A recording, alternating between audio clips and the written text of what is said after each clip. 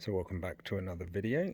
This time we're going to look at everything that's wrong with the Giant TCR SL. Now, to be fair, this is the older model. The 2021 model addresses some of these concerns, but if you'll forgive the clickbait title, it's just really a chance to go through a couple of small frustrations with what is otherwise a really rather good bike.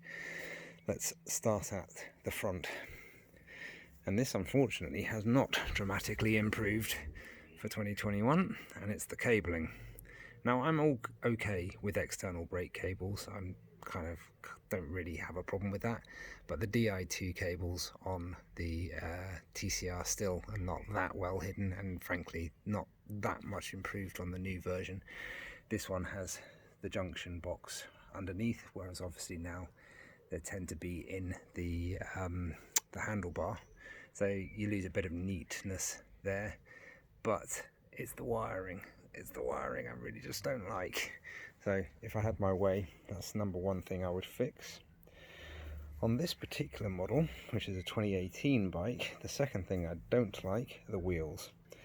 They decided in this model year to supply the SL version of the TCR, at least this one, which I think is a 1, with 38mm climbing wheels, which are super light, but they're 38mm, so they've got no aero advantage to them whatsoever.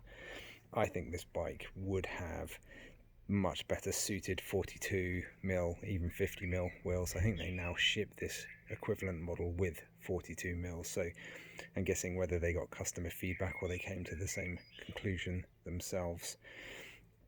Definitely when I put deeper wheels on it, it's faster for sure.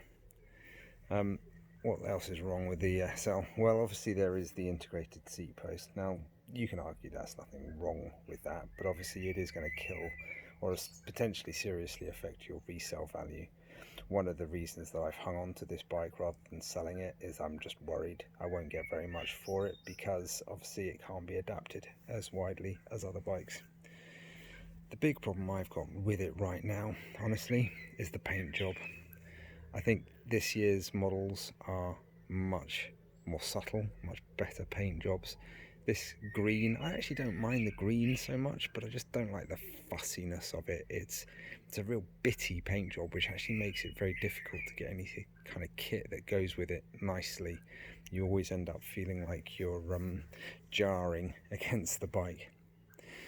And if there was a hill I had to die on, this cassette at the back. On the rest of the range, Giant ships a 30 sprocket big cassette, whatever the word is, at the back. On the SLs, they only give you a 28. Now, frankly, because of the lighter weight, it's not the biggest deal in the world, but just for all-day cruising, I'd probably go with a 30. Which I suppose really brings us on to the final thing that would put you off buying one of these, which is it's a race bike.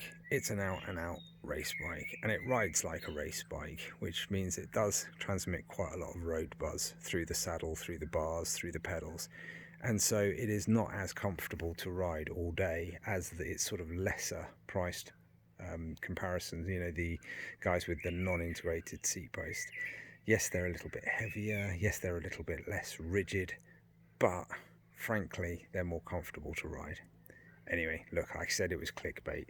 At the end of the day, this is still a stunning bike, and I do love riding it. I think it's just going to have to go and get stripped and get a new paint job. So give me some suggestions. Let me know what you think I should do with the paint, and also give me some suggestions on, you know, not stupid price wheels. I've had good experience with Parkours before. I actually have a Parkours Persister front in my shed that is my spare from my TT bike, but I don't have a corresponding rear, so I might just buy the Persister rear, and then they're about 56mm, I want to say. Might be a little bit less than that. Anyway, there you go. That's the review. Let me know what you think.